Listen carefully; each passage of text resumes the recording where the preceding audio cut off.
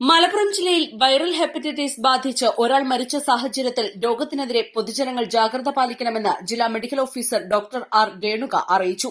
ചാലിയാർ പഞ്ചായത്തിലെ 41 വയസ്സുള്ള പുരുഷനാണ് വൈറൽ ഹെപ്പറ്റൈറ്റിസ് ബാധിച്ച് വെള്ളിയാഴ്ച രാവിലെ മരിച്ചത്.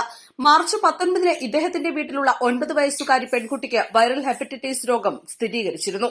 തുടർന്ന് മെഡിക്കൽ ഓഫീസറും ആരോഗ്യ പ്രവർത്തകരും വീട്ടിലെത്തി പ്രതിരോധ പ്രവർത്തനങ്ങൾ സ്വീകരിച്ചിരുന്നു. ഏപ്രിൽ 22-ന് ഈ വ്യക്തിക്ക് ചാലിയാർ കുടുംബാരോഗ്യ കേന്ദ്രത്തിൽ വെച്ച് വൈറൽ ഹെപ്പറ്റൈറ്റിസ് രോഗബാധ സ്ഥിരീകരിക്കുകയും തുടർന്ന് ഏപ്രിൽ 26-ന് നിലമ്പൂർ ജില്ലാശുപത്രിയിൽ പ്രവേശിപ്പിക്കുകയും ചെയ്തു.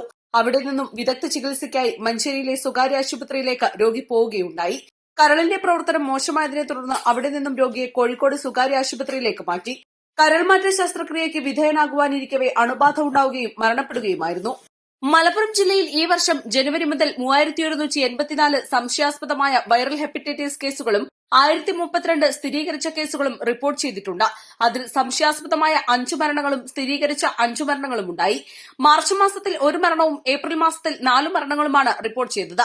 ഏറ്റവും കൂടുതൽ കേസുകൾ റിപ്പോർട്ട് ചെയ്തത് പോത്തുകൽ, കുഴിമണ്ണ, ഒമാനൂർ, പൂക്കോട്ടൂർ, മൊറയൂർ, പെരുവള്ളൂർ എന്നീ പഞ്ചായത്തുകളിലും മലപ്പുറം നഗരസഭയിലുമാണ്. വൈറസ് വിഭാഗത്തിൽപ്പെട്ട സൂക്ഷ്മജീവികൾ ഉണ്ടാക്കുന്ന രോഗമാണ് വൈറൽ ഹെപ്പറ്റൈറ്റിസ്. പനി, വിശപ്പില്ലായ്മ, ഓക്കാനം, ഛർദി, കണ്ണിന് മഞ്ഞനിറം, മൂത്രത്തിന് മഞ്ഞനിറം തുടങ്ങിയവയാണ് സാധാരണ ലക്ഷണങ്ങൾ.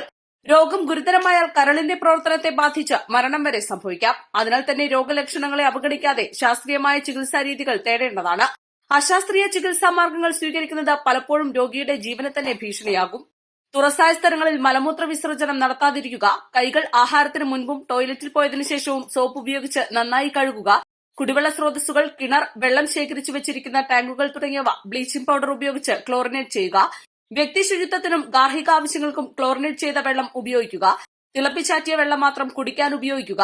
പഴങ്ങളും പച്ചക്കറികളും പല പ്രാവശ്യം കഴുകിയതിനു ശേഷം മാത്രം ഉപയോഗിക്കുക. തണുത്തതും പഴകിയതും തുറന്നുവച്ചതുമായ ഭക്ഷണ പദാർത്ഥങ്ങൾ, കേടുവന്ന പഴങ്ങൾ, പച്ചക്കറികൾ തുടങ്ങിയവ ഉപയോഗിക്കാതിരിക്കുക തുടങ്ങിയവയാണ് പ്രതിരോധ മാർഗങ്ങൾ. രോഗലക്ഷണങ്ങൾ കണ്ടാൽ ഉടൻ തന്നെ ആരോഗ്യ പ്രവർത്തകരെ വിവരമറിയിക്കണമെന്നും ജില്ലാ മെഡിക്കൽ ഓഫീസർ അറിയിച്ചു. East live, Malappuram.